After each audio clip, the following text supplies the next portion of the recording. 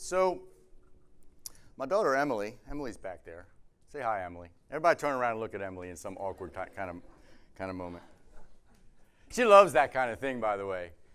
She turned 16 May 24th. She turned 16, sweet 16, and for whatever reason, she decided not to really have a big sweet 16 hoopla kind of birthday party. And we decided, because of the pool opening in summer and school and all that kind of stuff, that we would wait a couple of weeks till like the first part of June to have a family get together. Now, if you have been to my house, or if you've not been to my house, let me describe it to you. It's basically a house in the woods surrounded by mosquitoes. So we can't do anything outside of our house without all kinds of bug spray, citronella, and tiki torches. And so the day before the party, I made sure all the tiki torches were ready, and ours are these metal poles and glass things, and everybody's seen a tiki torch. We know what it is. So I'm filling the tiki torches with tiki torch fuel one at a time, and I go to fill the last one, and I pull, the little metal ring on there that holds the wick. I go to pull that off so I can pour fuel in, and the wick comes out of the little metal ring, which wouldn't be a big deal, except for, have you ever tried to get the tiki torch fuel soaked wick of a tiki torch back in that little metal ring?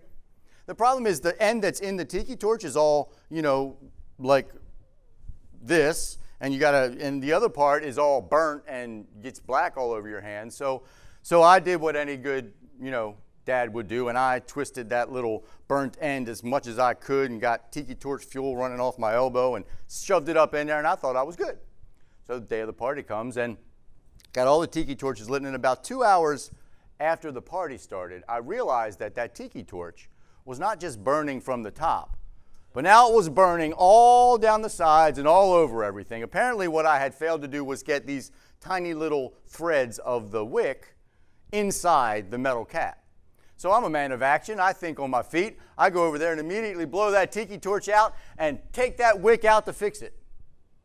I also learned really fast, about 20 seconds later, that that's really, really hot. When the tiki torch is burning in the metal part of the candle, it's really, really hot. And about 20 seconds later, I realized that and quickly put it down and did the Boy Scout thing and put ice on my fingers. But what happened was, within about 3 days, I developed these like hard plastic pieces on my thumb and my forefinger. I mean, it was like these big calluses of burnt skin. They stayed there for weeks. What I realized, though, is that I used these two fingers to do everything. I couldn't pick up a pencil. It was like kept falling out of my hands. Every time I tried to pick up my computer off the floor, it would just slide back down. I used these for everything. I couldn't pick up a guitar pick. I realized that my hand is kind of like a microcosm of some aspects of life. My fingers, because just because my fingers were connected, just because they were together on my hand and inseparable, didn't mean they were working together. Didn't mean they were on the same page. They couldn't pick up anything if I tried. I can't use the other fingers. I don't do it that way. And this happens in life all the time. The fact that we're together doesn't necessarily mean that we're on the same page, that we're thinking in the same direction. This is why, we have family reunions. We're all in a group, we're all family, but it doesn't always seem like we're all on the same page. Your friends, when you hang out, you ever ask your friends to help you move? You know what you're supposed to be doing. They're your friends. You think they're, and it's like I heard somebody describe it as a goat rodeo one time, right? Just trying to wrangle goats at a goat rodeo. This is why corporations spend lots and lots of money on team building exercises to get all these people who are connected by their workplace, they're together on the same page. I had to do one of those one time where they gave us 3 straws and 6 rubber bands and an egg. And we had to construct this vehicle that would allow the egg not to break when it was dropped from 3 feet. We had scrambled eggs. But that's okay. And this happens, and we can accept that sometimes. We can accept that just being together doesn't necessarily mean that we're united by anything else other than being together. It doesn't mean that we're on the same page. We can live with that when it's work or family reunions or friends moving, but when it comes to the church, it's not quite the same. Or is it? I mean, when we talk about unity in the church, does that just mean, we all get together on Sundays and we're good? It's not that way, because we're called to unity. Not just union, not just being together. We're called to this single mindset, this one purpose, this mission that Christ has appointed for us. God uses the church as his vehicle for the redemption of the world. And in order to do that, we all have to be on the same track. In fact, one of Jesus' longest recorded prayers happens around the time of the Last Supper, and he's praying for his disciples. And he's saying, God, please embolden them and allow them to get out and spread the word. And then he turns away from the disciples for a couple minutes, and he says this. He says, my prayer is not for them, the disciples, alone. He says, I pray also for those who will believe in me through their message. In other words, the disciples and the disciples they make and the disciples they make and the disciples they make, and 2,000 and some odd years later, we're sitting here in this church. That's who Jesus is praying for. All of those people. That all of them may be one, just as you are in me and I am in you. There is no better picture of unity than Jesus and his Father. May they also be in us, so that the world may believe that you have sent me. And I have given them the glory that you gave me, that they may be one as we are one, I in them and you in me, so that they may be brought to complete unity. This is what Jesus prays for his church. And then the world will know that you sent me and have loved them, even as you have loved me. 3 times Jesus prays that we're one, just like he and his Father are one. That the church operates in this complete unity, this mindset that we're all on the same page, going in the same direction. 3 times. No church, this church, Hope Springs Community Church, no church can accomplish God's mission unless we're all on the same page. You see, union alone doesn't create unity. And in fact, the opposite of unity, which is disunity, is one of the biggest church killers ever. And if it's not going to kill your church, it's at least going to make your church be way less effective than it should be.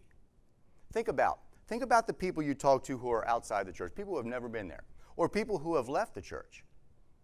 We often hear things like, well, those church people do some weird things. It's like they don't get along, and this person's fighting with this person, and this person's stabbing this person in the back, and there's all these cliques, and if I don't know these people over here, we hear that. I mean, that's true, unfortunately. And to be honest with you, that's exactly why we started this church. That's why Hope Springs Community Church exists, to get rid of all of that, so that we can be a church that is in complete unity. You ever had a dinner party where you invite all the people, right? You plan this dinner party. You make the guest list. You know everybody that's going to be there. You know the topics of conversation. You've got it all planned out. And things are going good until one guy decides he wants his own agenda. It doesn't matter what you say. If he says it's black, he says it's white. If you say it's up, he says it's down. And he just takes that dinner party into a direction that it wouldn't be. That's what happens when there's no unity in situations in life. And when there's no unity in church, it can be even worse.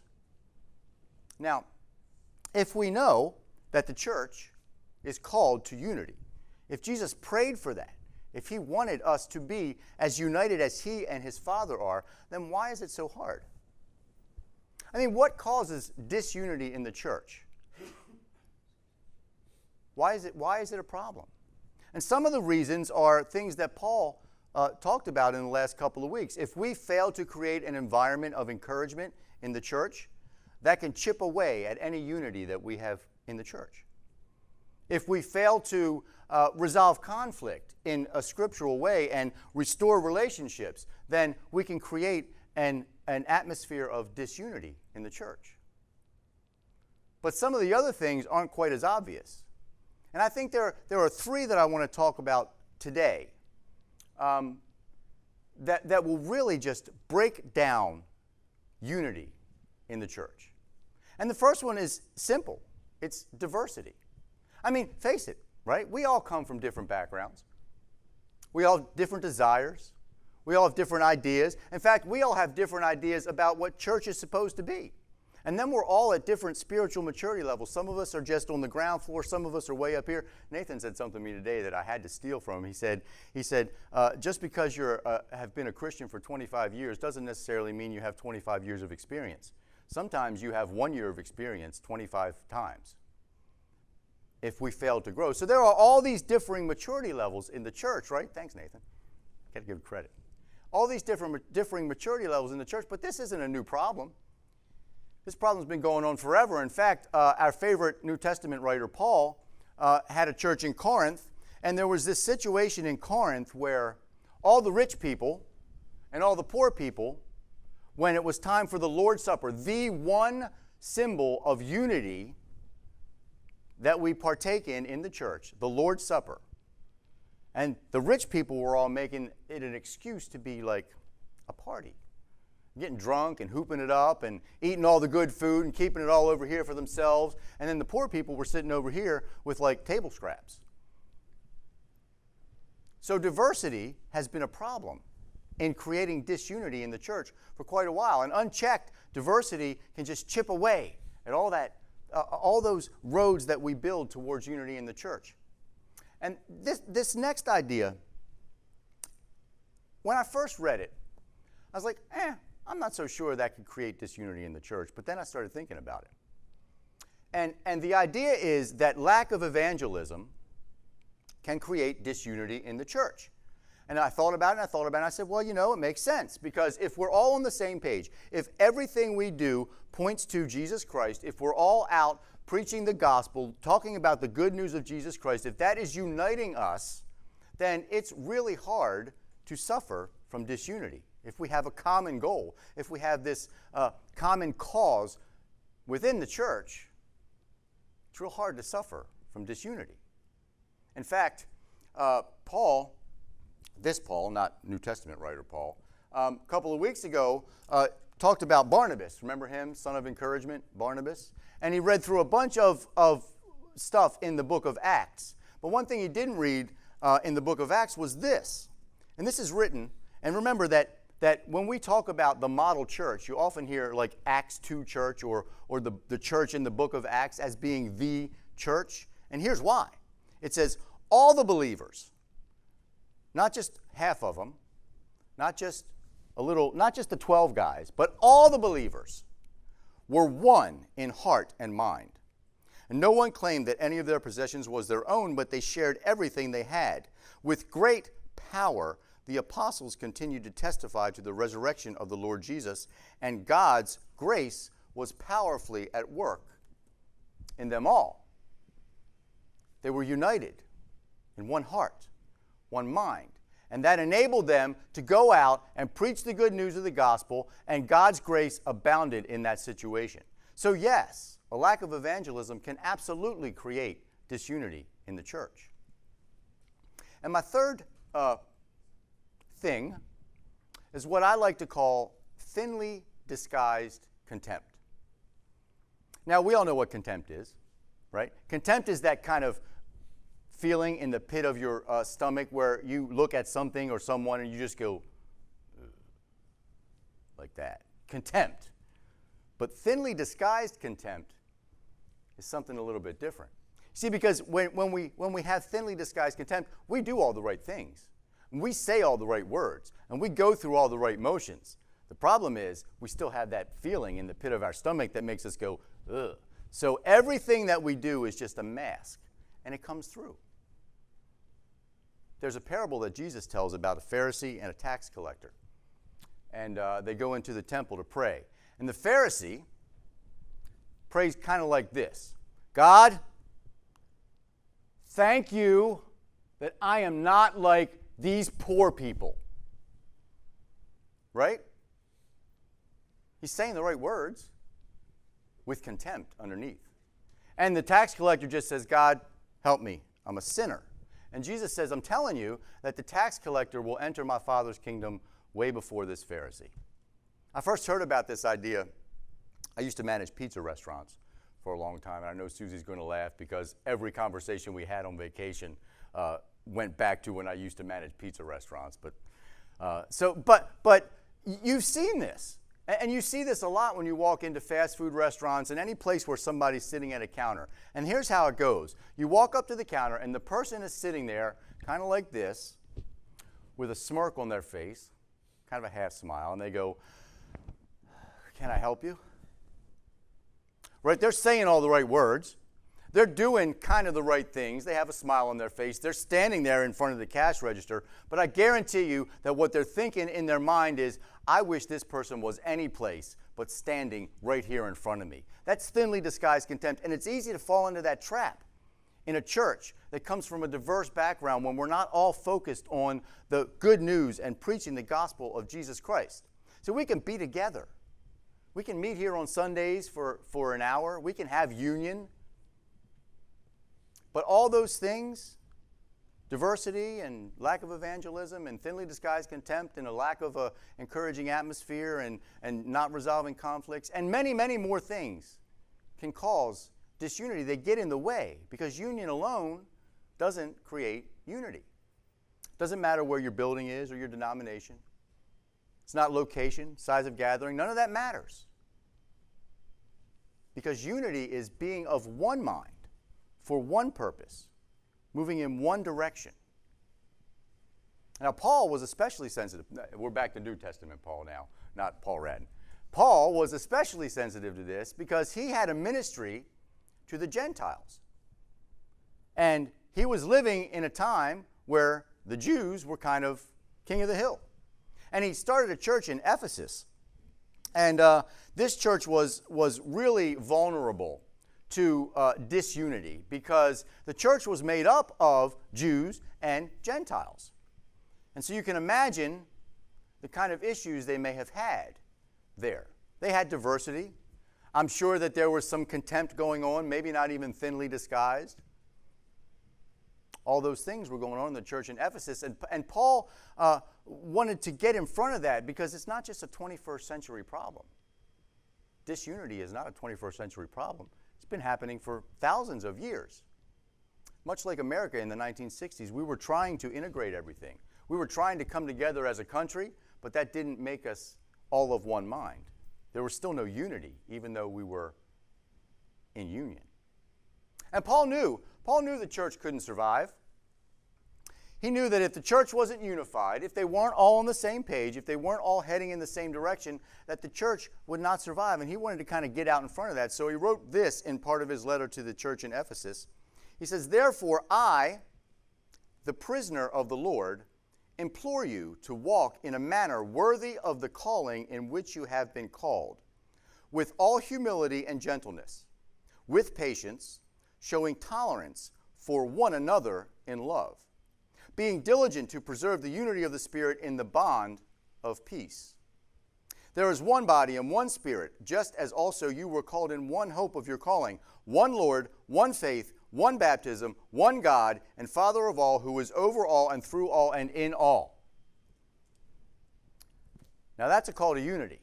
And Paul really writes this masterful and powerful statement and says a lot of stuff in there.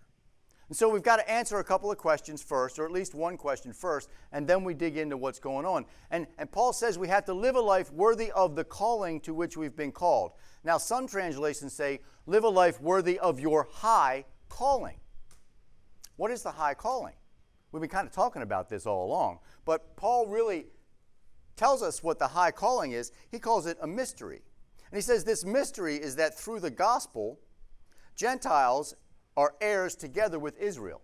The mystery is that it doesn't matter where you come from, who you are, what your background is, what's on your mind. We are all united through the act of Jesus Christ, members together of one body, and sharers together in the promise of Jesus Christ. So what? What does that mean? See, Paul isn't really telling us what a church that is in unity looks like.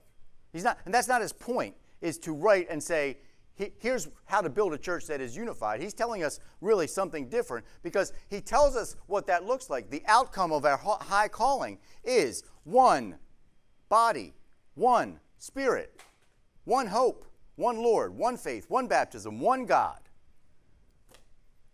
That's what a church in unity looks like. And that's already a given. He's saying, here it is, folks. Sports teams know their calling. Sports teams know that their purpose, their calling, is to win.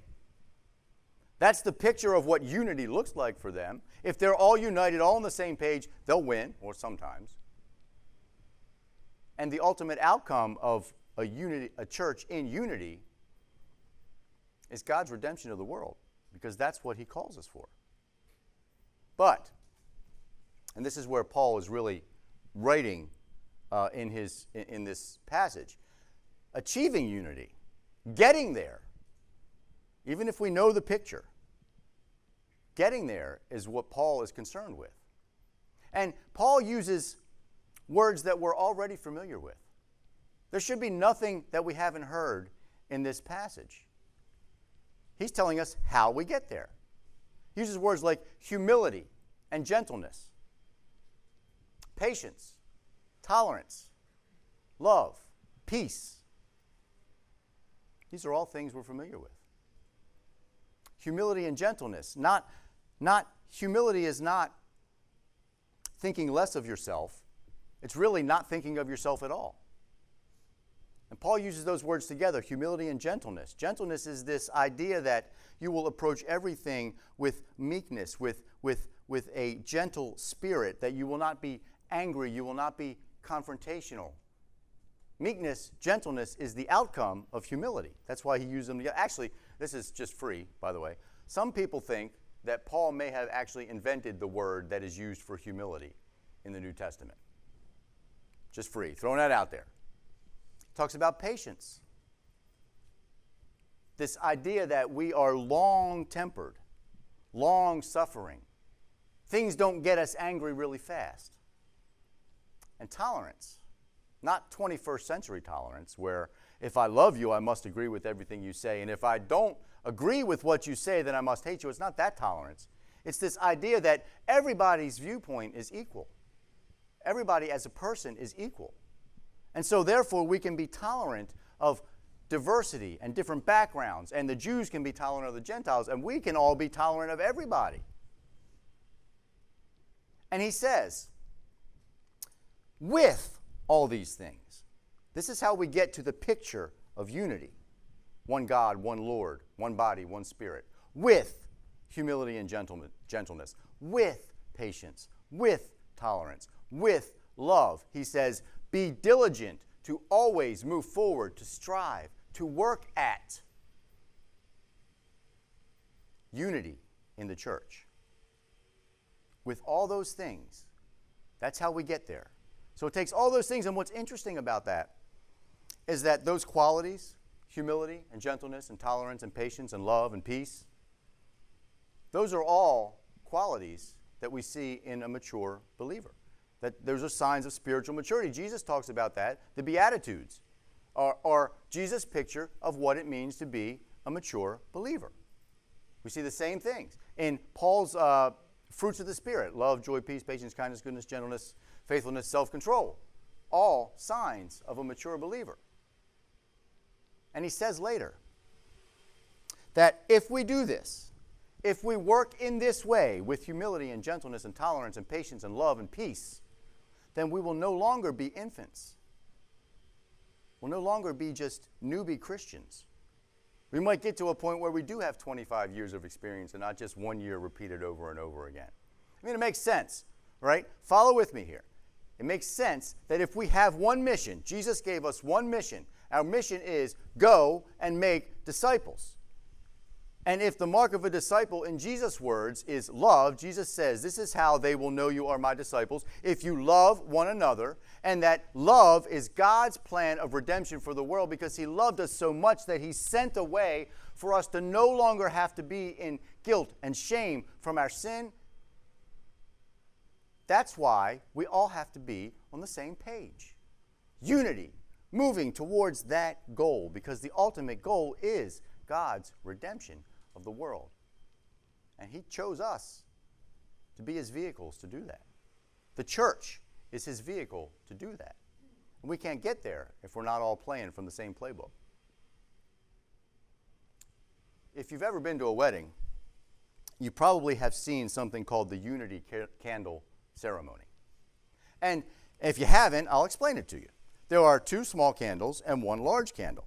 And each of the small candles represents the individual of the husband and the wife. As individual persons, it represents all the things that they come into the marriage with, their individuality, their diversity, all the things that came in to that ceremony. And some point in time during the ceremony, they take both of those candles and they light 1 candle, symbolizing that they will somehow retain their individuality, but become one in union, in unity, for the sake of the marriage. Because a marriage that is in unity will work. It will thrive. It will grow stronger. But a marriage in disunity probably will not. And the same is true for the church. You see, unity makes the church thrive. And when the church thrives, its mission can be accomplished. Now imagine what would happen if there were no such thing as unity. Imagine if married couples didn't care about unity. I guess we probably wouldn't get married at all. I had a friend one time who walked down the aisle and she said, well, if this doesn't work, there's always divorce. Yeah, I guess there is. I mean, what if sports teams aren't operating with this single mindset? I mean, we saw a bit of that with the Orioles last month, and you know that was not good. What if your surgical team was not operating in unity? What if they all came in with a different idea of how to remove your liver? I think I'd get a second opinion, right? I mean, families in disunity are horrible circumstances. And the church in disunity just doesn't work. Now, if we, the church, if we strive for unity, the way Paul says, if we always move forward with humility and gentleness, tolerance, love, patience, peace, if that were our only concern, imagine how that would look. David, King David, actually wrote about that. In one of his Psalms, he told us what that would look like. And he said, how good and pleasant it is when God's people live together in unity. It's like precious oil. We have to remember that oil was a really big deal back in the day. I mean, now it's just, we use olive oil to cook with and vegetable oil to fry French fries in and, put my crab cake in. But oil back then, if you owned oil, you were probably rich. And if someone anointed you with oil, you were absolutely important. Absolutely important. And he says, it's like precious oil poured on the head, running down on the beard, running down on Aaron's beard, down on the collar of his robe. So this is not just a little tiny drop of oil on somebody's head. This is probably a year's worth of oil. Imagine that. That is the picture of how pleasant and good it is when God's people live together in unity. It's as if the dew of Hermon were falling on Mount Zion. For there, when God's people are in unity, the Lord bestows his blessing, even life forevermore. Imagine that church. Imagine a church with a singular mission. Imagine a church with one mind, always moving forward. Imagine a church that stopped thinking of itself and just always reached out in love. Imagine a church that just accepted all of our differences and embraced one mission to include everyone. Imagine if patience won out over anger and frustration. And imagine if we replaced our own agenda with a desire to just create community, not just inside these walls, but outside these walls. Imagine if thinly disguised contempt was crushed by humility. Imagine if we stopped reacting to every perceived wrong and started doing things with gentleness and patience and tolerance. If our one goal drove us to compassion for the world, imagine that church and what that church could accomplish. what would that look like? That would be a church in unity. And unity makes the church thrive. Paul said that God has given the church all kinds of different people. Apostles and teachers and lay people and prophets. All of those people are important. Diversity is not an issue, he says, because it takes all those people to make the church work. Because we're one body, one church, in unity. And that type of unity becomes easy when we look at ourselves in relation to the work that Jesus did for us on the cross. Because his work, one act, united all of us as his church, his body, for his purpose. We're already united. When a church is running on all cylinders, when a church is really hitting unity on the head, it can accomplish anything. It can accomplish God's mission. And here's an interesting side effect of that kind of church. When a church is thriving, when a church is running on all cylinders, when a church is doing what God asks us to do, people will find it irresistible. And they will want in. So will you? Will you? Will you? Will you strive to achieve unity in the church, in this church, in Hope Springs Community Church? Will you forget that we're all different and focus on our oneness as sinners redeemed through the one work of Jesus Christ? Will you embrace humility and gentleness? Will you make time for each other outside these walls? Will you be patient? Will you be slow to anger? Will you let things go that don't really matter? Will you be tolerant?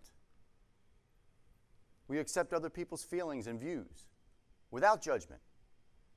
Will you be a part of something bigger than any of us individually? Will you strive to create the unity that makes this church thrive? Will you? If you will, stand up and say, I will. Everybody at once. Here we go. Stand up and say, I will. I will create the unity that makes this church thrive. You can repeat that. I will create the unity that makes this church thrive. I should have practiced that a little bit more, Paul, but that's okay.